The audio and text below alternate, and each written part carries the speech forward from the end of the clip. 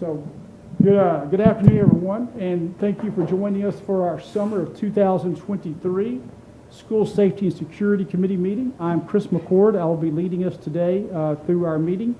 I would like to do a special thanks before we get started for everyone who was able to come out on a really warm day through construction on an afternoon on a Thursday late in the middle of the summer. So we appreciate you, and so we have a number of topics we're going to cover. So we are going to get rolling right off the bat as part of our summer meeting. And I want to talk first, and need to talk first about the CISD naloxone program. Minutes? Oh yeah, we need to do that. So let's start off. You were given the minutes, I believe, by Mrs. Godfrey. And so we had minutes for a meeting that occurred on May 22nd, 2023. Does anyone have any questions about the minutes? Anyone? Comments, questions, elaborations about the minutes? Having said that, if that is true, is there a motion to accept the minutes as presented? Ethan Barton. Is there a second to Michael Ferguson has accepted it or recommended it? So on that note, all in favor of accepting the May 22nd minutes as presented, please raise your hand. Any against? Mrs. Godfrey, we have a unanimous approval of the minutes from May 22nd, 2023. So our next agenda up today is to discuss campus Narcan expansion. So what I want to do, before we go too far, I want to talk about Narcan and kind of do a spiraling back of what it is. So I want to first, naloxone. Naloxone is a drug. Naloxone is a drug. It is an opioid antagonist. And what naloxone does, it is an antagonist, it's a drug that when given, if someone is having an opioid overdose, what naloxone does is it has a greater affinity in the brain for the opioid receptors than does, say, an actual opioid. So what naloxone will do is basically kick an opioid off the golf tee and therefore mitigate or eliminate whatever effects that someone is receiving from having an opioid overdose. Most notably, and usually, it would be severe respiratory distress.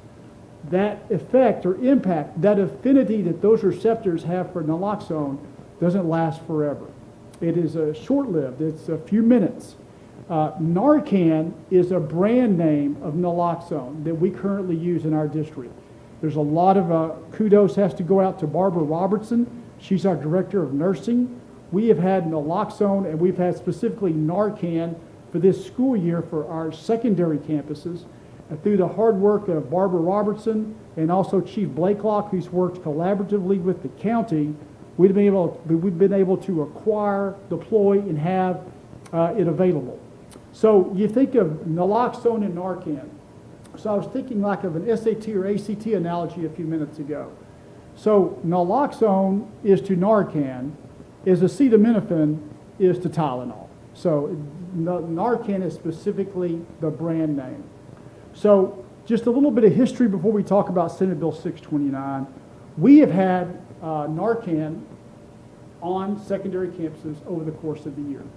And so I will tell you that if you go and you watch a couple of evening nights of news on national news, there will be a mentioning of Narcan or naloxone or an opioid antagonist.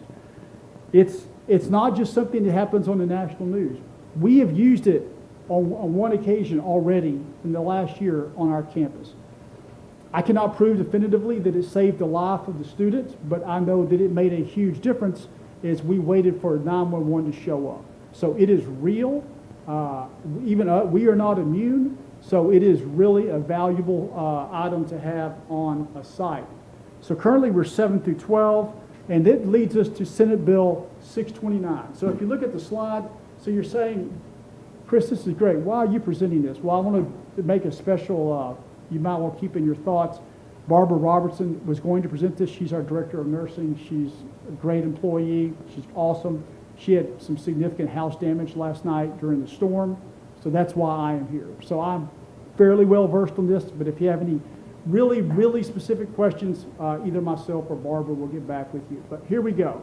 So Senate Bill 629 was approved by the House and Senate.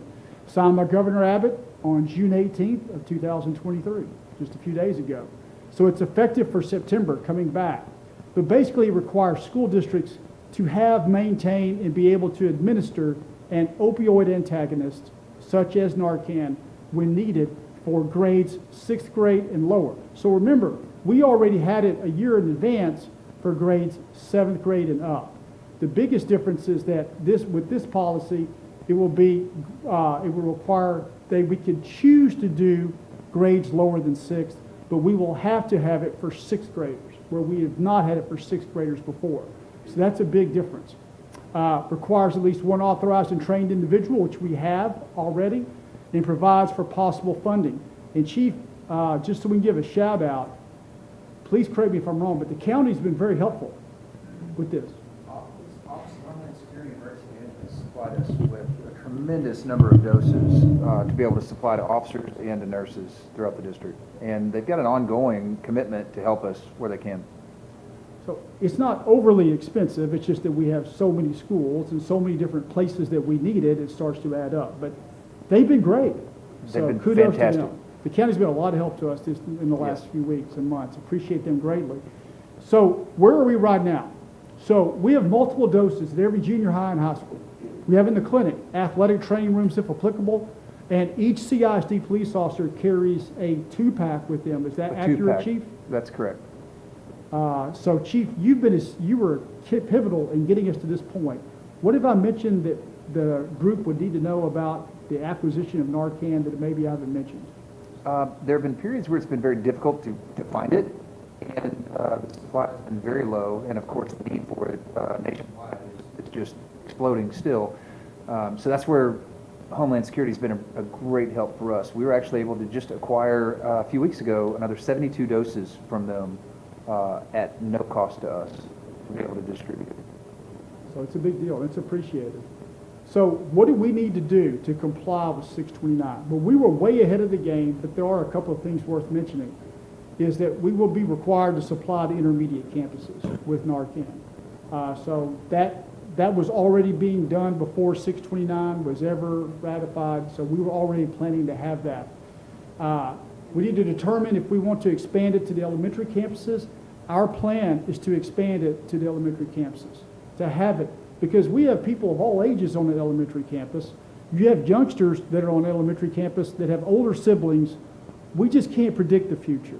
And although it's not terribly inexpensive, it's also not terribly expensive. And with the county's assistance, it would just be prudent, as we had planned before 629 came down, we plan to have it on every campus. Chief, anything I'm missing on that? I don't think so. You know, there have been a couple of cases where we took what appear to be prescription pills off of kids this year, and after sending it to the state lab and having it tested, it came back positive for fentanyl. So we have seen it, thankfully very limited, but we have seen it in our schools already. Any age kid could get a hold of a prescription pill thinking it's a Tylenol, thinking it's a piece of candy, and so it's a danger to every grade level for us. So if I am a nurse or an athletic trainer, the way the law is written, the bill is written, if I reasonably suspect that someone's having an opioid overdose, I can administer this. And the next question is, and we talked about this a while back, there really are very minimal, if any, side effects if I guess wrong. But all I can do at the end of the day, if I'm a nurse or if I'm any of us, is make an educated guess that it appears as if this person's having an opioid overdose. So there are a few things. I just want the team to know our plan is to do it at the elementary schools, so we're doing it all the way through. Does that make sense? So having said all that, that is our plan. So we've been ahead of the game. We plan to get this. Barbara's been on top of this. Chief has been pivotal in making it happen. So we're excited for 629. The bottom line is we want to go all the way through and not just 6th grade and up. So questions, comments, anything we can, anybody? Well, I mean, as an elementary person, I would just say, you know, we do have a lot of events, like, you know, our daycare, and there's parents and aunts and uncles and those things, but just as Chief said, what scares me the most about elementary, at some point, is to, the things that look like candy, where kids might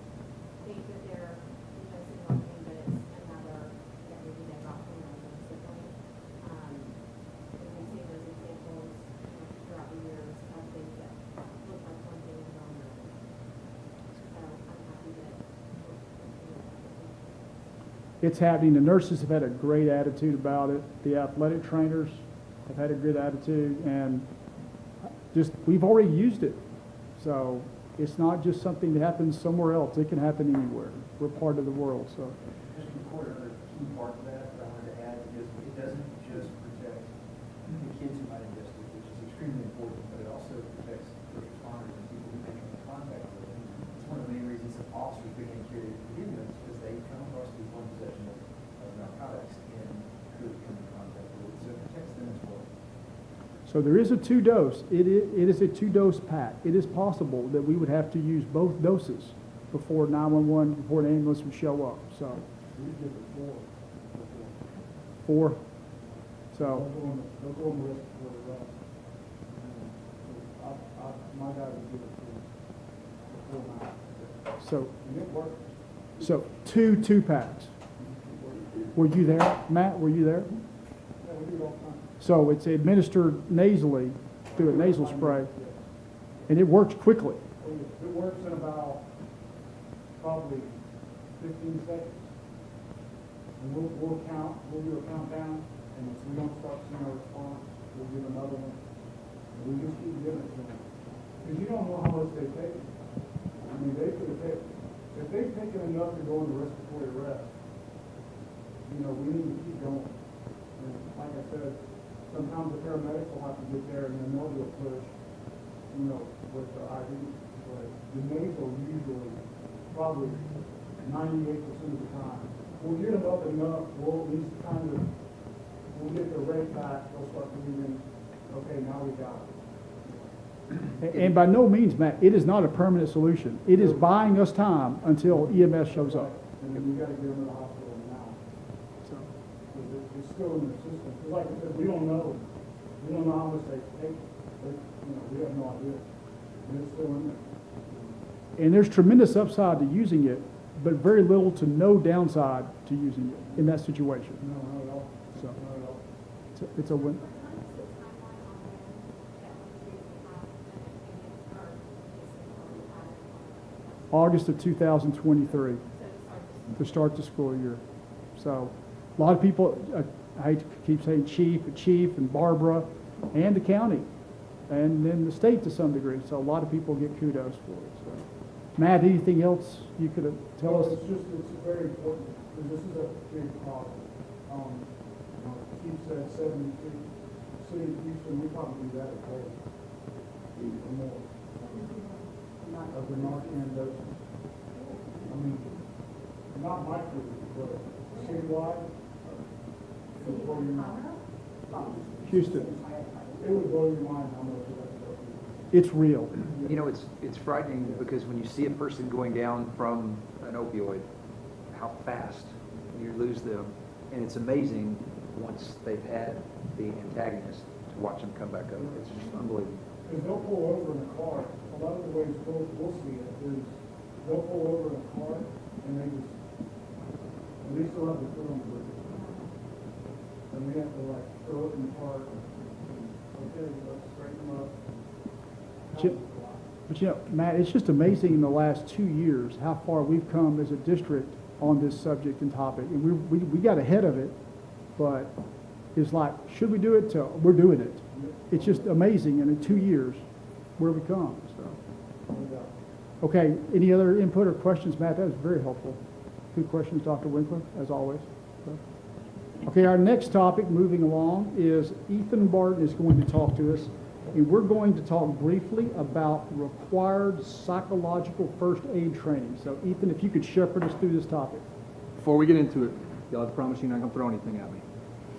But part of the education code and with the district safety and security membership, when you look at it, it's 37108, little f, 6, big C, little I, says that members of this committee have to go through psychological first aid training. And so I've been doing quite a bit of research to figure it out because everything that I've been able to find is a gigantically long course. So found another one. It's very easy to get through. I took it asked the safety center, got their blessing, said, yes, you can do that. So I have all of the information for that. I'm going to send it out to you all afterwards in order for us to get through that training. It's going to be one of those good honor system things because there's really no way in order to check it. However, once you're finished, do keep your certificate just in case it's ever asked. But after I send you that information, if you have any questions at all, please contact me and I can help you out in any way that I can to get through that particular training. Yes? Mr. Martin, I have a question. I'm assuming now that I'm hearing you say this, you're saying that this safety and security committee needs to have a required psychological. First aid training. Yes, it's part of education code. It's been there, and I'll elaborate a little bit into it once we get into this document here, and it'll explain it further. Mm-hmm. Do I need to push? It is hard, huh? Well, it's not really the beginning. We'll get to that in a minute. What do you need me to do? That's it. That's it with that. That's just information that I'm going to provide that, and that we're going to be completing that training as a committee. Okay. Well, I mean, I'm finished, but everybody else is. Any committee input or questions regarding psychological first aid training? Yeah. Any other questions? Anything?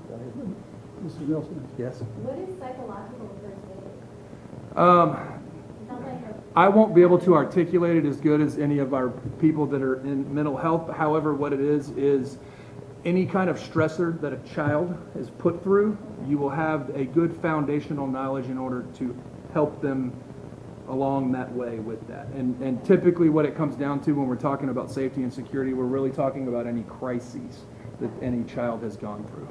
And so it's just to have that knowledge, so should we have to meet and we're talking about anything that hopefully never does, but should bad happen within our school district, we would have the working knowledge on the pieces of the puzzle that are in place from our counseling department that are assisting those children as needed. Mm-hmm. I hope that I did not just throw a bunch of rubbish out. I hope it made sense.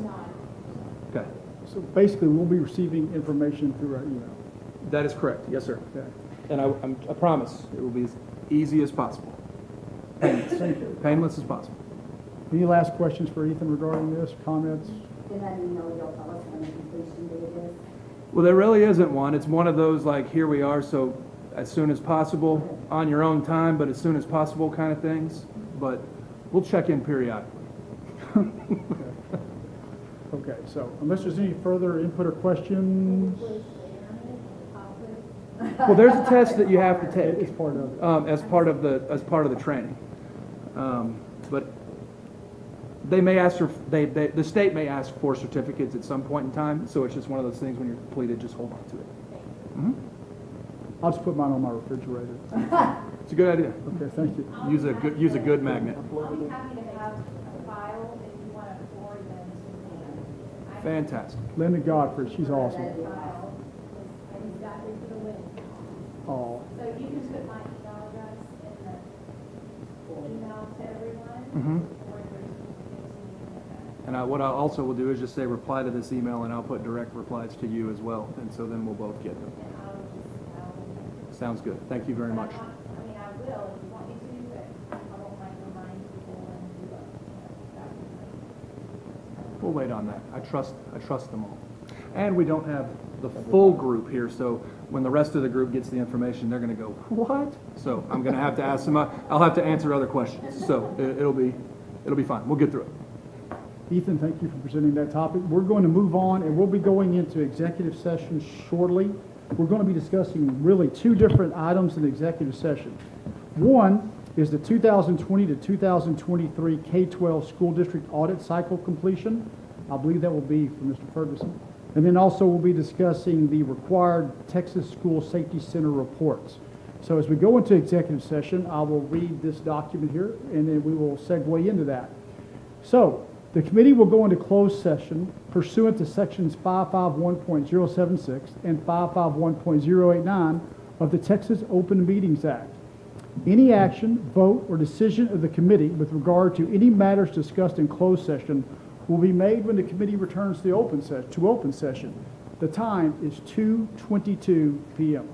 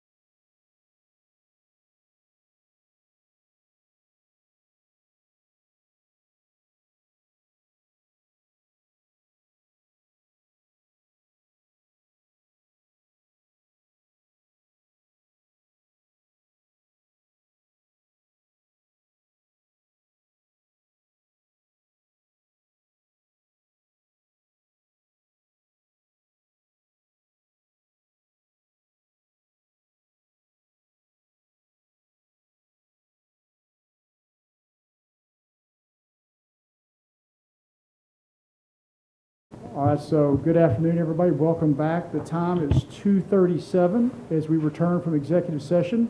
At this time, I am here to say, first off, thank you for your efforts that you have put forth on the Safety Security Committee as we have served for the 2022-2023 school year. The next question that I think you will probably have is, when is our next meeting? The next meeting, remember, we have a required meeting in the fall semester, in the spring semester, and in the summer. We do not have a firm date now, and here is the major reason why. We anticipate to continue doing the intruder detection audits. We anticipate to keep doing a really great job with those and working hard at it. If there is a finding, we have 45 working days to have one of these meetings after that occurs. So at this point, it is in the interest, since we need to have it sometime during the fall semester to give it a little bit of time and then adjust from there, see how it goes, and hopefully we have absolutely no findings. If we do, then we'll adjust from there. But rest assured, we will have a meeting of the District Safety and Security Committee, at least one during the fall semester. So that would be something to look forward to. I'm sorry I can't give you an exact date, because I know if you're like me, you obsess about exact dates.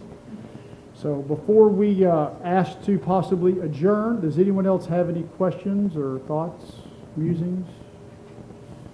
And of course, and I'm sorry, not that we don't have enough to talk about in the realm of school safety, but if there's anything that you all have that you want to bring to the table that we can discuss for the committee, just shoot myself and Mr. Porter, we can add it to the list.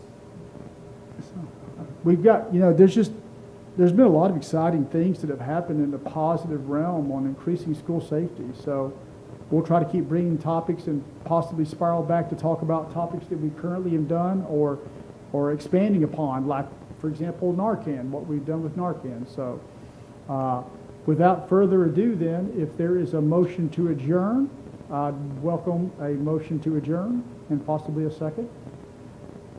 Chief Matthew Blakelock has made a motion. Is there a second? Do we have any discussion? Any discussion? No discussion? Everybody in favor of adjourning?